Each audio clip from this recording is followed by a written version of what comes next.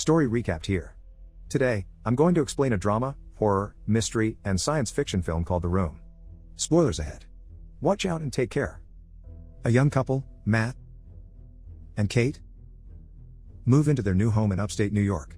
Both of them enjoy the early times of being a young married couple as they start anew. Their new house requires renovations and repairs here and there, so they start to work around it. Upon organizing the kitchen, Kate sees a dead bird inside a cabinet and goes outside to bury it. She gets distracted by Matt, who talks to her from the window and looks back to see the bird disappear. While throwing away stuff that came with the house, Matt notices something weird in the wall, so he tears the wallpaper to see it better. In there, he uncovers a large door with a weird keyhole. In an attempt to unlock the door, he rummages through the pile of old stuff and finds the key.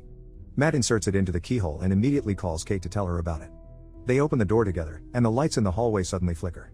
Matt calls the power company to report the problem, and Kate senses something weird about the room, so she follows him. The following day, an operator from the power company arrives to inspect the cause of the surges.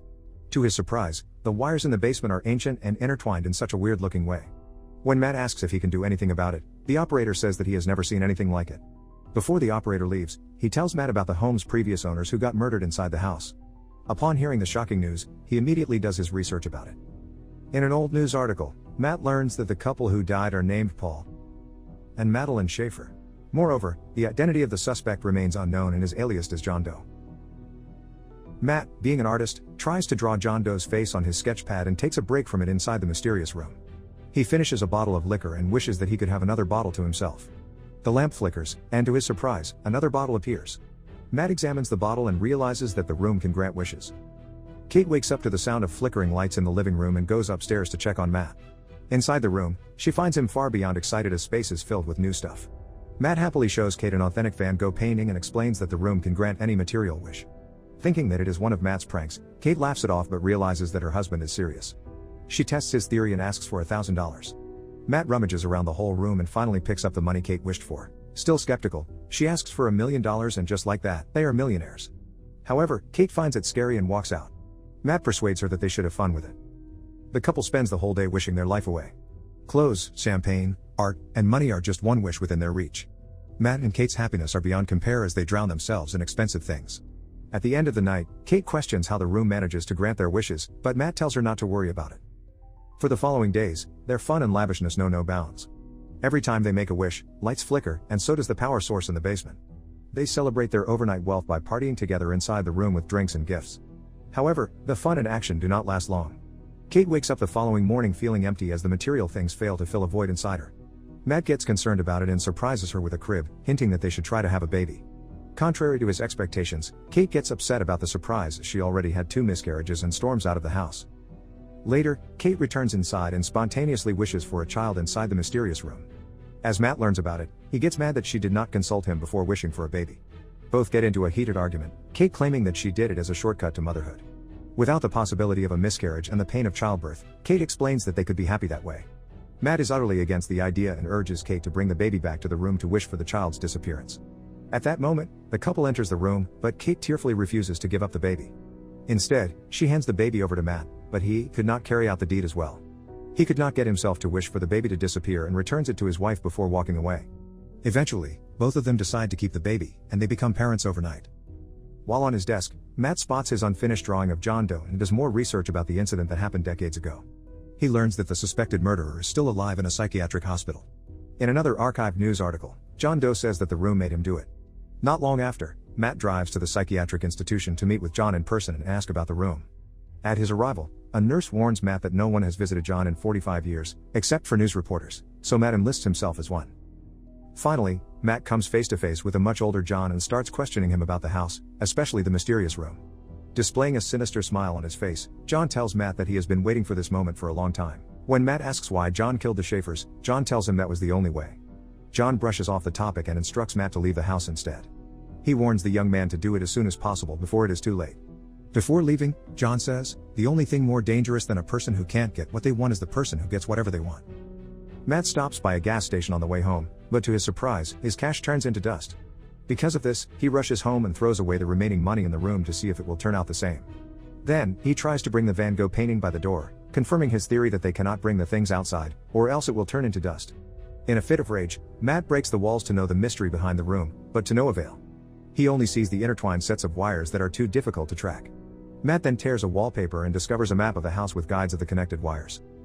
Meanwhile, Kate brings the baby outside, but Matt stops her, warning that it isn't safe. He doesn't tell his wife the real reason why they shouldn't bring the child outside. Not long after, the baby screams uncontrollably, as if it is in pain. While hearing it, Matt has second thoughts about helping Kate and the baby, but he eventually comes to their rescue.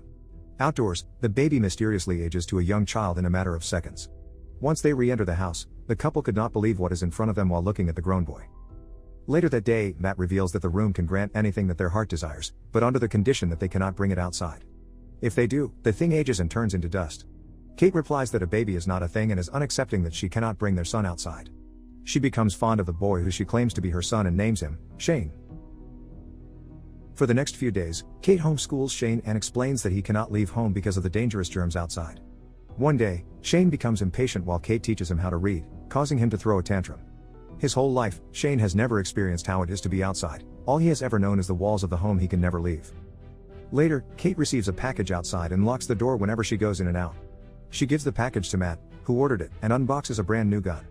Unfortunately, Kate leaves the front door unlocked and completely forgets about it. While she is busy playing the piano, Shane sneakily makes his way to the front door and opens it unnoticed. He sticks his hand outside and feels the fresh breeze, deeply curious about the outdoors. Suddenly, Kate notices it and rushes to her son angrily. She embraces Shane, relieved that he is safe and unharmed. To prevent Shane from sneaking out, the couple decides to block every window with planks of wood. That night, Kate wakes up to Shane beside her bed, asking if he could sleep beside her. The boy tells his mother that he wants to be with her forever, making Kate hold him closer. However, her words fail to bring ease to Shane's mind as he still looks worried. Matt spends the next few days practicing how to shoot with his newly purchased weapon. He then comes back home and sees Shane playing with a snow globe inside his art studio. Strictly, he orders Shane to leave immediately, causing the boy to drop his snow globe. Until now, Matt has not accepted Shane as his son and acts coldly toward him. Not long after, Kate comes in and argues about Matt not acting fatherly toward their son. At nightfall, Shane walks around the house and sees a map that leads to the basement. He sees the big power source with intertwined wires and eventually ends up in the room. Throughout the night, lights flicker around the house, but Matt and Kate do not notice it at all. When Matt wakes up, he sees a new snow globe beside him and the broken one from a distance. He immediately wakes his wife up upon noticing the flickering lights, already having an idea of what's causing it. The couple enters the room, and to their surprise, Shane made an outdoor area inside it. The room that once had 4 corners is now a vast forest where Shane enjoys building a snowman. Kate is completely mesmerized by the world her son has created for himself and joins in with his fun. On the other hand, Matt is enraged and grabs Shane by the arm to bring him back inside. The incident causes the couple to argue whether or not to permit Shane to enter the room and play. Matt insists that it is dangerous, but Kate thinks otherwise. While they argue, the phone rings and Shane answers it, despite not being allowed to pick up the phone or talk to anyone else. Matt grabs the phone from the boy, and to his surprise, John calls and realizes that the couple wished for a boy. From the kitchen, Kate listens to their conversation with another phone and overhears their whole conversation. John explains that it entails the ultimate sacrifice of life for Shane to go freely outside the house. If Kate dies, Shane can go out and age, like everyone else. Over the phone, John shockingly reveals that he was also a child granted by the room. John's mother killed his father before forcing him, as a young man, to kill her so that he could be free. Then, he tells Matt that he has 2 options, kill Shane and save Kate, or kill Kate and save Shane. After hearing the conversation, Kate leaves home, causing Matt to worry. She attempts to crash the car, but she could not bring herself to do so.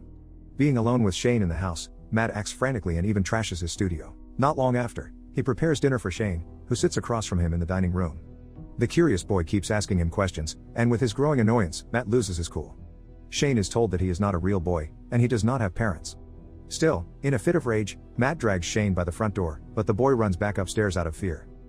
In Shane's room, Matt realizes that he hurt him and sincerely apologizes for his actions. The boy asks if Matt could read to him, and they end up sleeping beside each other.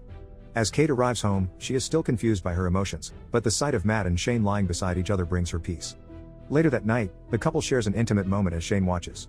The boy waits for his parents to fall asleep and steals the key to the front door once they do. The following day, Matt and Kate discover that Shane went outside after seeing the front door open. In another area of the house, they are stunned to see Shane age overnight, though he still has the mind of a boy. He now appears to be a grown man and even holds his parents at gunpoint. Once Kate gets him to calm down, Matt throws himself at Shane and the two get into a fight. Being thrown onto the floor because of the brawl, Kate slowly loses her consciousness. Moments later, Kate wakes up to Matt, informing her that Shane died after being accidentally shot. Devastated, Kate goes out and breaks into tears, unable to cope with Shane's death. Matt comforts and carries her back into the house, where she continues to grieve. Back in the room where the fight happened, the real Matt gains consciousness and looks for his wife around the house. Still, in a state of panic, he notices flickering lights and gets under the idea that Kate and Shane, who has shapeshifted into Matt, are inside. All the while, Kate is still clueless about Shane being the one in front of her instead of Matt. However, she realizes the truth of the person's identity in front of her after Shane makes one of his habits of eating ice. Matt tries to make his way inside the room with all his will by breaking the wall and passing through all the wires. He finally reaches the room, which is now a forest full of woods. It reveals that Shane used the room to enlarge the outdoor area and duplicate the house inside it. He shapeshifted into Matt to kidnap Kate to the cloned home and take advantage of her in a sensual way. Determined to claim his wife back, Matt runs through the woods and finally arrives at the cloned home. He breaks in just as Shane forces himself on Kate in his bedroom. After hearing Matt break in, Shane gets up to prepare for another fight. This allows Kate to get up and leave, but she sees two versions of Matt across the hallway. Her dilemma at the moment is beyond compare as the two have an uncanny resemblance. One of them grabs her by the hand, but she pushes him after calling out Shane's name, which grabs his attention. Shane loses his consciousness after falling down the stairs and transforms into his real appearance. Meanwhile, Matt and Kate cannot get out of the room because Shane keeps wishing for them to be trapped inside. After countless tries of arriving at the same place, Matt stops and thinks of a way out. The couple comes face to face with Shane by the door, who advances at Matt and stabs him to death. Afterward, Shane comforts Kate but realizes that they are just clones and replications of the real ones. Matt and Kate quickly run to the room's exit through the woods while being chased by Shane, who grows more aggressive after being tricked.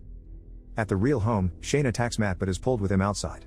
Realizing that it will cost his life, Shane runs back to the door, but Kate immediately closes it before he could get inside. Shane screams, "Mommy!" while Kate looks at him as he ages into an elderly man. He walks slowly as his body decays and eventually turns into dust. Despite his faults, Kate still cries over his body, having spent a significant amount of time with him as her son. At that moment, the couple clings to each other after a traumatizing day. A month later, they move into a smaller place and settle in peace. But not for long. Kate looks in horror at her pregnancy test that comes out positive, unsure if the baby belongs to Matt or Shane. As if things are not bad enough, a lamp flickers, and she gets under the impression that all along, they might still be in the room. In the story, Matt and Kate have completely been blinded by the riches that the room has to offer. With the unexplained magic, they become more careless with their desires, even wishing for a child after a series of miscarriages. The flickering light at their new apartment at the end gives a slim possibility of them still being in the room, or a glitch in the building may also cause it. Among the most shocking revelations is Kate's pregnancy, which could be Matt's or Shane's child. The night before the big incident, Kate and Matt made love, but the grown Shane also assaulted her in the clone home.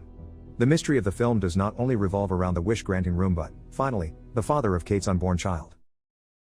Subscribe to watch more videos like this. Turn on notifications. And leave a like, it really helps the channel out. Thank you for watching.